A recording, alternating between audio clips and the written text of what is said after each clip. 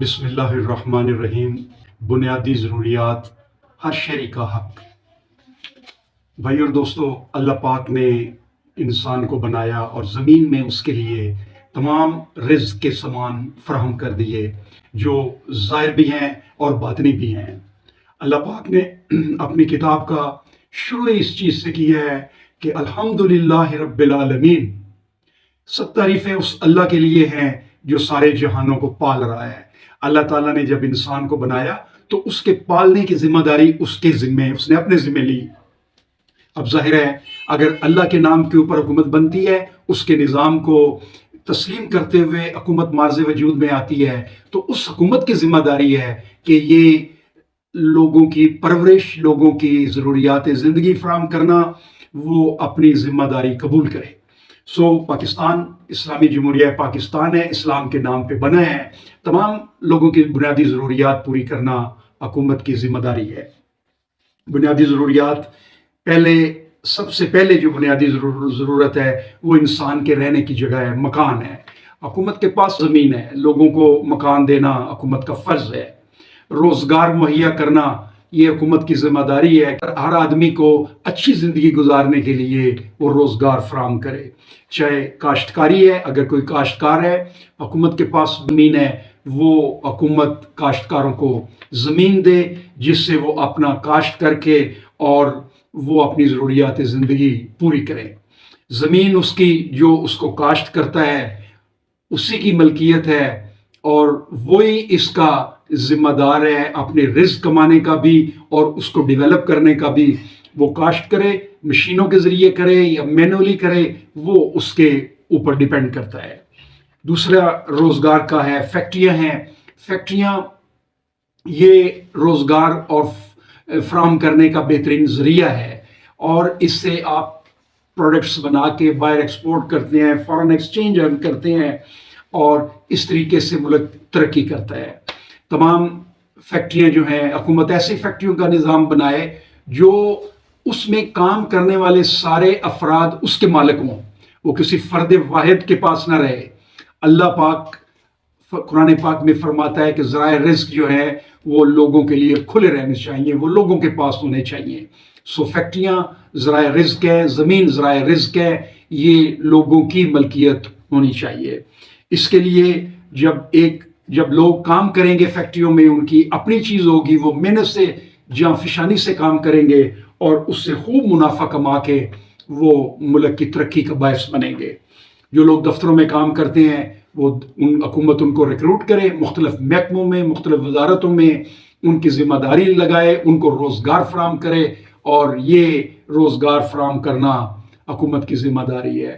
چوتھی کیٹیگری ہے کاروبار کی۔ اگر کوئی آدمی اپنا کاروبار کرتا ہے، حکومت اس کو سہولتیں فراہم کرے کہ وہ لوگ اپنا کاروبار سٹارٹ کرے، اور اس طریقے سے یہ روزگار کی فراہمی حکومت کی ذمہ داری ہے۔ تیسری ذمہ داری حکومت کی لوگوں کو تعلیم فراہم کرنا، بچوں کو تعلیم فراہم کرنا، کالجز اور یونیورسٹی کی لیول تک آگے تعلیم فراہم کرنا حکومت کی ذمہ داری ہے۔ جتنی قوم تعلیم یافتہ ہوگی اتنی حکمت اور وہ علم میں بلند ہوگی، اور جتنی بلند ہوگی اتنی وہ ترقی کرے گی۔ علاج فراہم کرنا حکومت کی ذمہ داری ہے۔ ہاسپٹل بنائیں، نچلی لیول سے لے کے تحصیل لیول سے لے کے آن ورڈ علاج کے لیے اسپتال کا ایک نیٹ ورک منظم کیا جائے تو ہر بندے کو علاج فراہم کرنا حکومت کی ذمہ داری ہے۔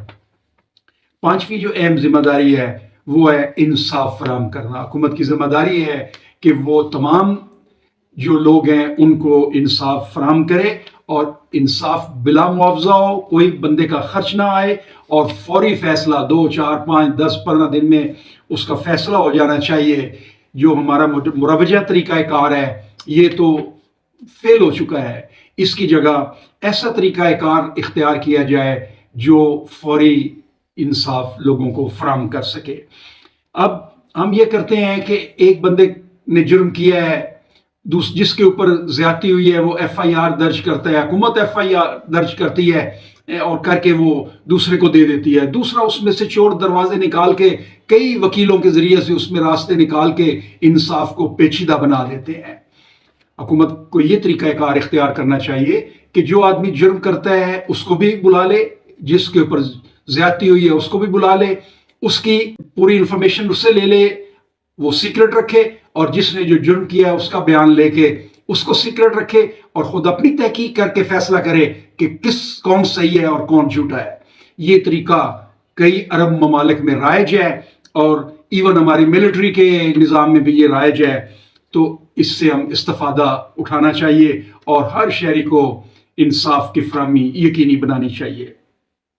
ہر شہری کے لیے سائنس اور ٹیکنالوجی اور اللہ کی آیات کے اوپر تحقیق اور غور و فکر کے لیے پلیٹ فارم فراہم ہونا چاہیے کہ جو اللہ پاک نے قرآن پاک میں فرمایا ہے ہم اس کے اوپر تحقیق کریں، ریسرچ کریں، آیات کے اوپر غور کریں اور اس سے رہنمائی حاصل کریں۔ اب سوال پیدا ہوتا ہے کہ وسائل کہاں سے آئیں گے؟ وسائل زمین کے ہیں، وسائل آسمان کے ہیں۔ جب اللہ کے نام کے اوپر حکومت بنتی ہے تو اللہ زمین و آسمان سے اپنی رحمتوں کے دروازے کھول دیتا ہے۔ جب وہ لوگ نیک پاکیزہ کردار کے ساتھ انسانیت کی خدمت حکومت کر رہی ہوتی ہے تو اللہ تعالیٰ آسمان سے بارشوں کے ذریعے اس کو فصلوں میں خود کفیل کر دیتا ہے۔ تو زمین سے اللہ پاک اس کے لیے معدنیات، تیل، گیس نکالتا ہے، جس سے وہ قوم جو اللہ کے آیات کے اوپر چل رہی ہے، جو اللہ کے قرآن کے اوپر چل رہی ہے، جو اس کی عبادت کر رہی ہے، جو اس کے ہر احکام کو مان رہی ہے، اللہ زمین و آسمان سے اس کے لیے اپنی رحمت اور اپنے وسائل کے دروازے کھول دیتا ہے۔ وما علینا الا البلاغ۔